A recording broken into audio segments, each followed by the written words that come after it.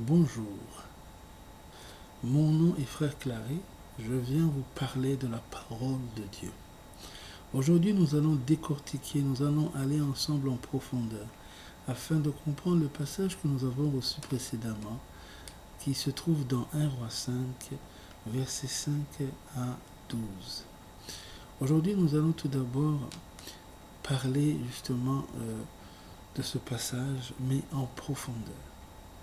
Je vous invite donc à un enseignement, à une édification. Amen. Ce sera un moment privilégié pour nous tous de découvrir ce que Dieu nous parle dans ce passage exactement. Père éternel de Tout-Puissant, je fais appel à toi par ton Esprit Saint, afin que tu viennes, Seigneur, nous visiter. Nous te remettons tout, Seigneur, entre tes mains. Que toi seul parle, Seigneur. Révèle-toi à ton peuple. C'est toi l'Esprit de Dieu qui révèle à son peuple les mystères, les secrets de la gloire de Dieu. Père éternel de Tout-Puissant, c'est dans le nom tout-puissant de Jésus qu'ainsi je prie. Amen. Crois seulement.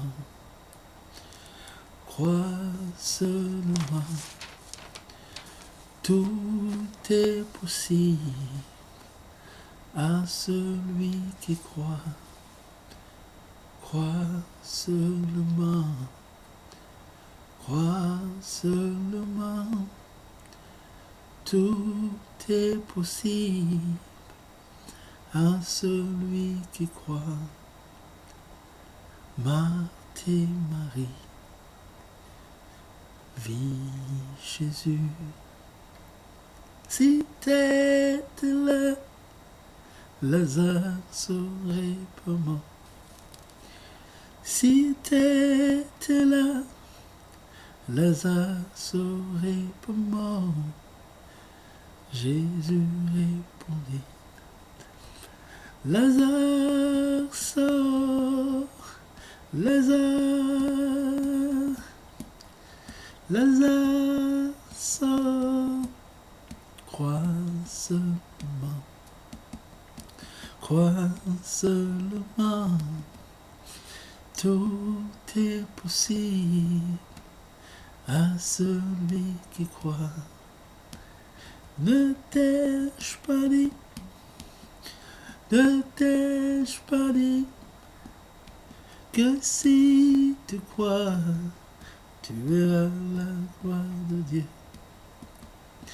Jésus se rendit chez la fille de Jairus. Il l'a saisie par la main.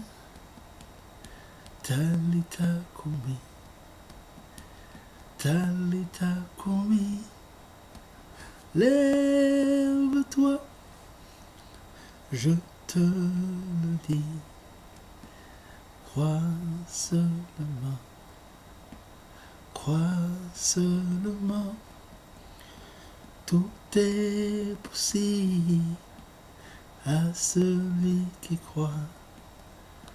Crois seulement, crois seulement, tout est possible à celui qui croit. Crois seulement.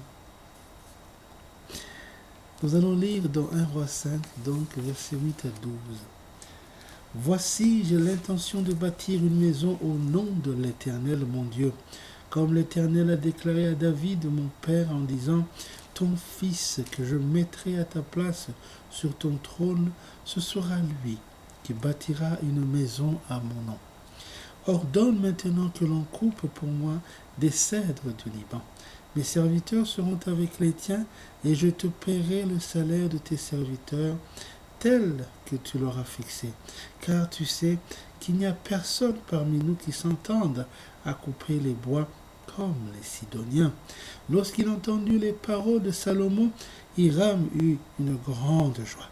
Et il dit, béni soit aujourd'hui l'Éternel qui a donné à David un fils sage pour chef de ce grand peuple. Et Hiram fit répondre à Salomon, j'ai entendu ce que tu m'as envoyé dire. Je ferai tout ce qui te plaira au sujet des bois de cèdre et des bois de cyprès. Mes serviteurs les descendront du Liban à la mer, et je les expédierai par mer en radeau jusqu'au lieu où tu m'indiqueras. Là, je les ferai délier et tu les prendras. Ce que je désire en retour, c'est que tu fournisses des vivres à ma maison. Hiram donna à Salomon des bois de cèdre et des bois de cyprès, autant qu'il en voulut. Et Salomon donna à Hiram 20 000 corps de froment pour l'entretien de sa maison et 20 corps d'huile d'olive concassée. C'est ce que Salomon donna chaque année à Hiram. Amen. Ce passage vient aussi nous parler de quelque chose d'important.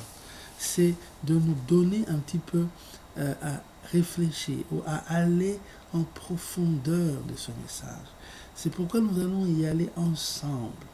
Nous allons voir d'abord qui était David, qui était Salomon, qui était Hiram, qu'est-ce qu'on nous parle quand on nous parle de bois de cyprès ou de bois de cèdre du Liban, qu'est-ce qu'on veut nous dire quand on nous parle de corps d'huile ou de corps d'huile d'olive ou de corps d'huile ou de corps de froment.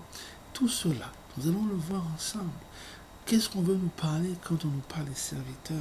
Qu'est-ce qu'on veut nous parler quand on nous dit les Sidoniens? C'est quoi tout cela?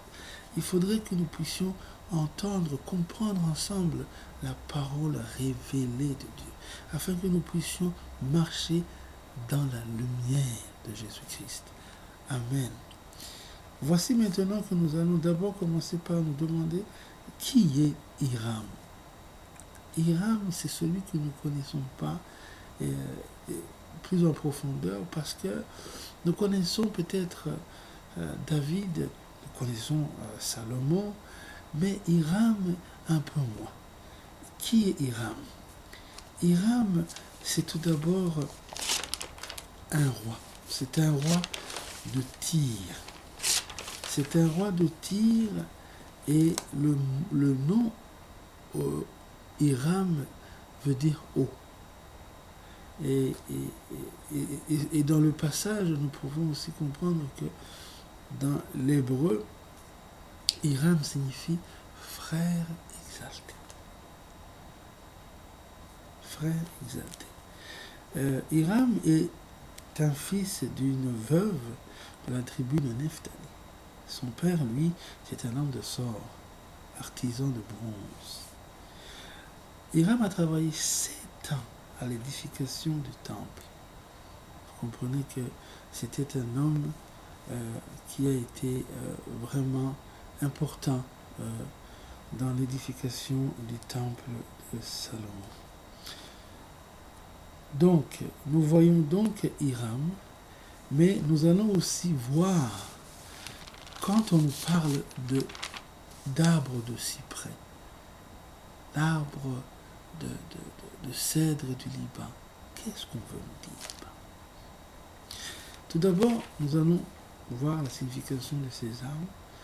Donc, le cyprès, par exemple, on nous dit que c'est un arbre sacré chez de nombreux peuples, grâce à sa longévité et à sa verdure persistante.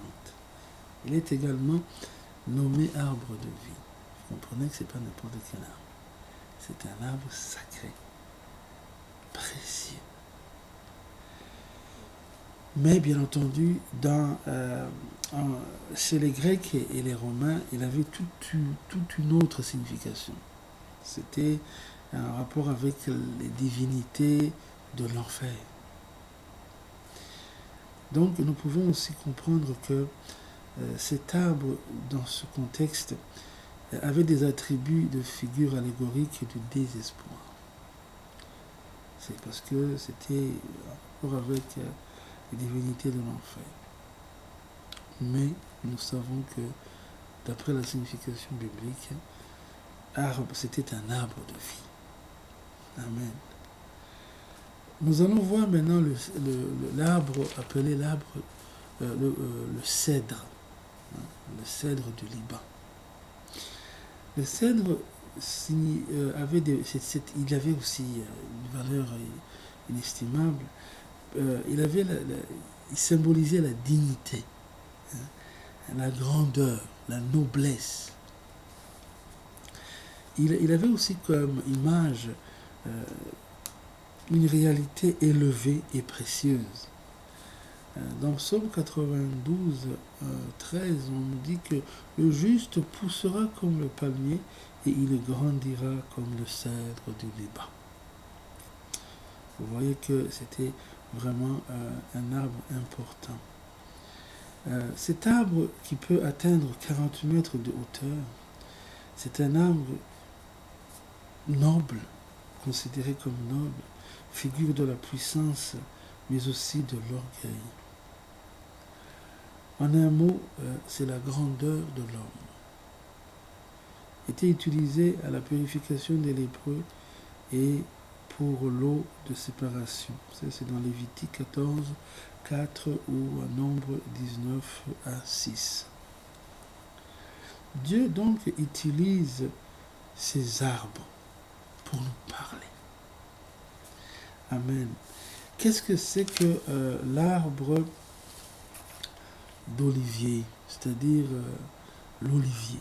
Parce qu'on nous a parlé de corps d'huile d'olive.